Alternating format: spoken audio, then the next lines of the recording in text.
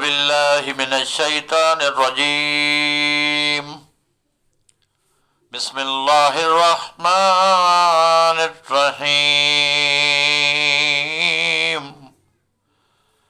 الحمد للہ رب العالمین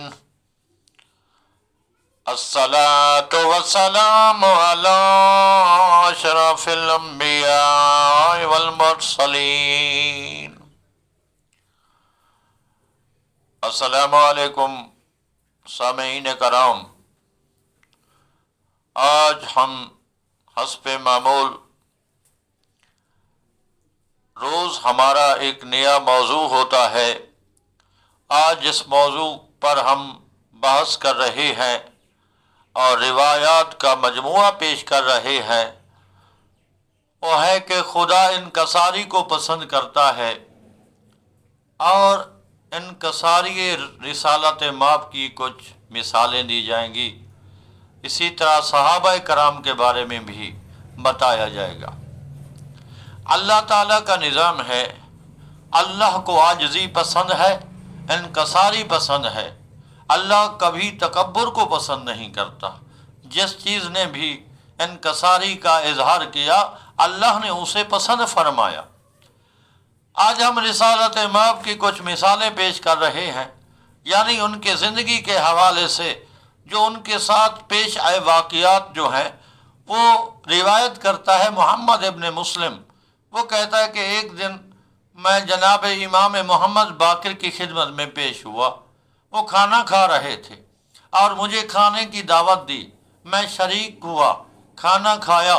کھانا کھانے کے بعد وہ کہنے لگے جناب کہ مجھے اللہ کی قسم ہے، ہمارے نانا جو تھے بعثت سے لے کر وفات تک جب کھانا کھایا کرتے تھے وہ کبھی کسی چیز کا سہارا بھی نہیں لیا کرتے تھے، اور حتیٰ کہ تکیے کا بھی سہارا نہیں لیا کرتے تھے۔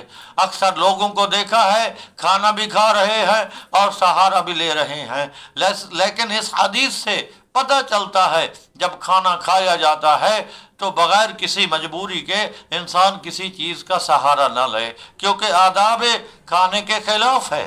اسی طرح آپ نے فرمایا میرے نانا جتنی عرصہ بھی رہے وفات تک، بعثت سے لے کر وفات تک کبھی سیر ہو کر کھانا نہیں کھایا، حتیٰ کہ 3 دن تک مسلسل گندم کی روٹی جو ہے وہ کبھی سیر ہو کر نہیں کھائی۔ میرے نانا کے پاس کوئی سوالی بھی آتا کبھی خالی نہ جاتا۔ اگر اس وقت کچھ نہ ہوتا آپ کہہ دیتے کہ آپ جب بھی کچھ ہوگا آپ کو عطا کر دیا جائے گا۔ میرے نانا کے پاس حضرت جبرائیل امین 3 مرتبہ روح زمین کے خزانوں کی چابیاں لے کر آیا، اور پہلی مرتبہ آیا تو فرمایا کہ ارشاد باری تعالیٰ ہے میرے محبوب سے کہہ دو، میرے نبی سے کہہ دو، سید الانبیاء سے کہہ دو کہ میری طرف سے یہ آپ کو تحفہ ہے، زمین کے جتنے خزانے ہیں آپ ان کے مالک ہیں، ان کی چابیاں لے لو۔ آپ نے بہت انکساری سے کہا نہیں جبرائیل، میرے خدا سے کہنا مجھے دنیا کی ضرورت نہیں ہے، مجھے ان خزانوں کی ضرورت نہیں ہے۔ پھر دوسری مرتبہ نازل ہوا، پھر بھی یہی کہا تو آپ نے پھر بھی انکساری کے ساتھ انکار کر دیا۔ اسی طرح تیسری مرتبہ بھی ہے تو رسول خدا نے انکساری کے ساتھ انکار کر دیا۔ انکساری جو ہے خدا کو بڑی پسند ہے۔ انسانوں کے علاوہ بھی جو اور چیز بھی ہے جس کے اندر انکساری ہے اللہ اسے پسند کرتا ہے۔ جیسا کہ ایک روایت میں موجود ہے کہ جب جناب نوح کی کشتی جو تھی طوفان نوح میں تیرنے لگی تو اللہ نے اپنے پہاڑوں سے ارشاد فرمایا اے پہاڑوں، او بلند و بالا پہاڑوں، میں آپ سے مخاطب ہوں، جب یہ نظام کشتی کا یعنی پانی اترے گا तो कश्ती पहाड़ों पर उतरेगी, और जो बुलंद बाला पहाड़ है या पस्त हैं, मैं सबसे मुखातिब हूँ, किसी एक पहाड़ पर कश्ती उतरेगी। तो ये इरशाद सुनकर तमाम पहाड़ जो थे वो खुश हो गए, और बुलंद बाला जो पहाड़ थे वो ज़्यादा खुश हो गए कि नूह की कश्ती हमारे ऊपर उतरेगी। किसी ने कहा नूह की कश्ती हमारे ऊपर उतरेगी, लेकिन ऐसा ना हुआ।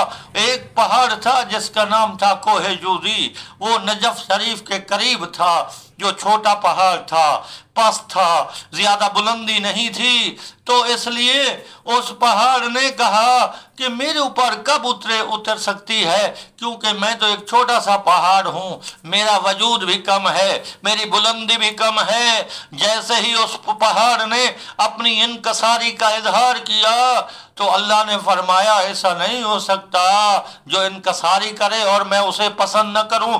जैसे ही वो तूफान नूह जो था उसका पानी उतरने लगा और वो कश्ती वहां उतरी जिस पहाड़ ने इनकसारी का इजहार किया था। अल्लाह हमेशा पसंद करता है। इसी तरह जनाब अमीरुल मोमिनीन के पास एक मर्तबा एक मेहमान आया और उसका बेटा भी था। जो कुछ देर महफिल में बैठे रहे, कुछ देर के बाद जनाब अमीरुल मोमिनीन ने फरमाया कि कंबर जो उनका गुलाम था, कंबर जी आका, आपने फरमाया जाओ खाना ले आओ। तो कंबर गया, घर से खाना ले आया और आपने मिलकर खाना खाया, इकट्ठे खाया।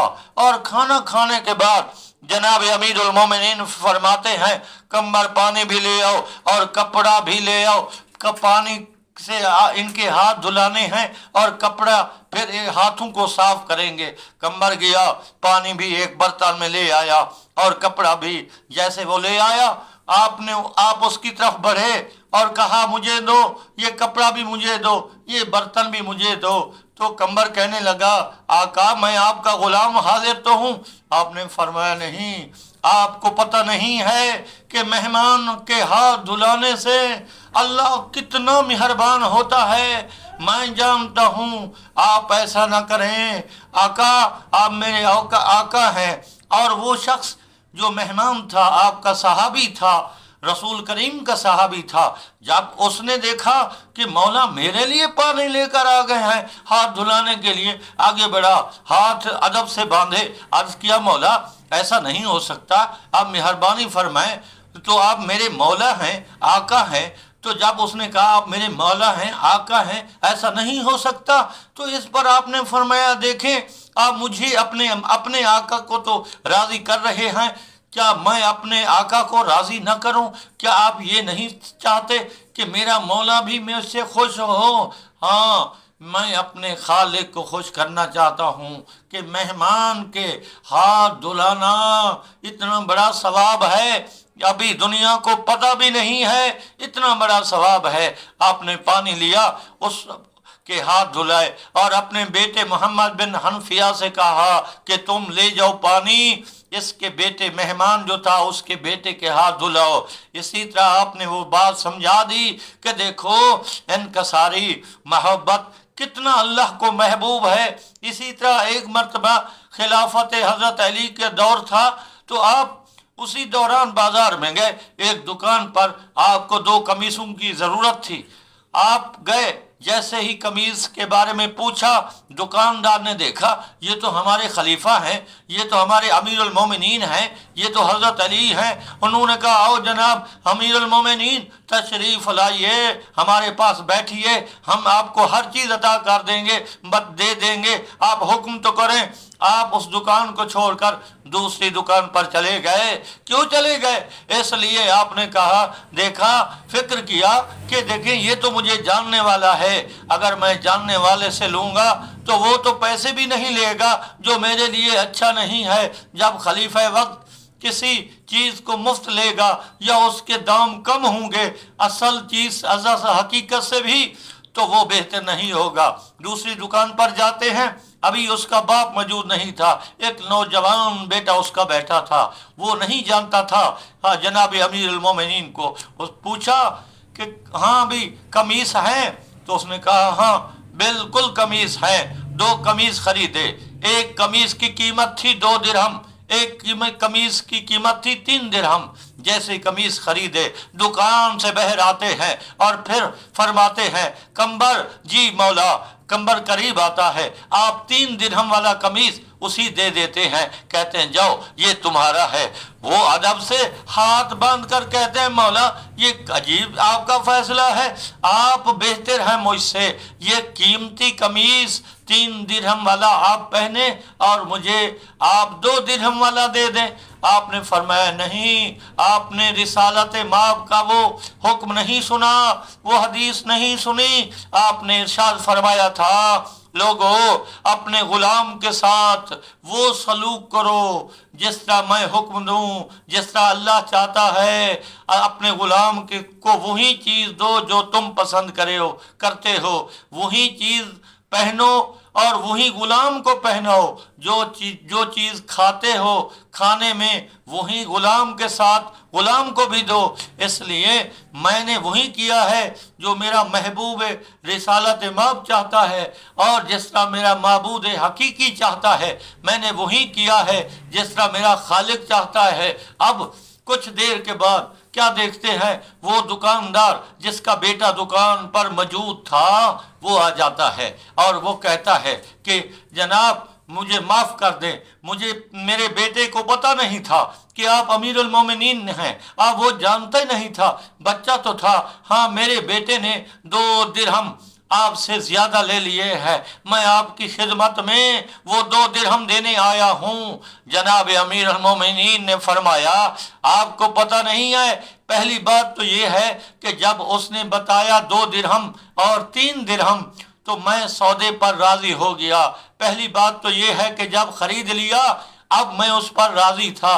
دوسری بات آپ کو بتا دوں، ہم اہل بیت ایسے ہوتے ہیں، ہم جب کوئی چیز کسی کو دے دیتے ہیں ہم واپس نہیں لیتے۔ اسی طرح ہم اگر صحابہ کرام کی سیرت کا مطالعہ کریں، ان کی زندگی کا مطالعہ کریں، اسی طرح شہداء، انبیاء، صدیقین کے فرامین پڑھیں اور صحابہ کرام کی زندگی کا مطالعہ کر کے، ائمہ تحرین کی زندگی کا مطالعہ کر کے ہم یہ دیکھ سکتے ہیں کہ ان کے اندر کتنی انکساری تھی، تقوی تھا۔ یہ انکساری اس وقت آتی ہے جب انسان کے اندر تقوی ہوتا ہے، تقوی اس وقت آتا ہے جب انسان گناہوں سے بچ جاتا ہے، اس کے دل میں صرف خوف خدا ہوتا ہے۔ اس لیے اب جو کچھ حاصل ہوتا ہے یہ ذہن میں ہم رکھنا چاہیے کہ صرف انکساری سے ہوتا ہے۔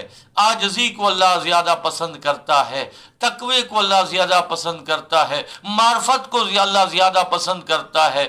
اگر ہم چاہتے ہیں کہ ایک اچھا مقام حاصل کریں تو ہمارے لیے ضروری ہے کہ ہم بھی انکساری کو اپنائیں، ہم بھی تواضع کو اپنائیں، ہم بھی لوگوں کو خدمت کریں، ہم بھی ان کے فرامین کے مطابق اپنی زندگی کو ڈھال دیں۔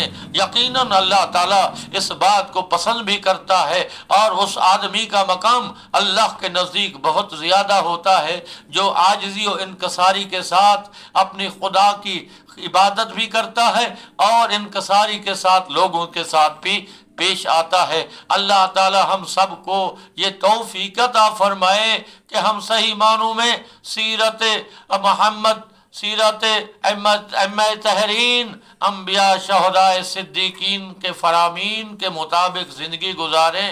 آمین ثم آمین۔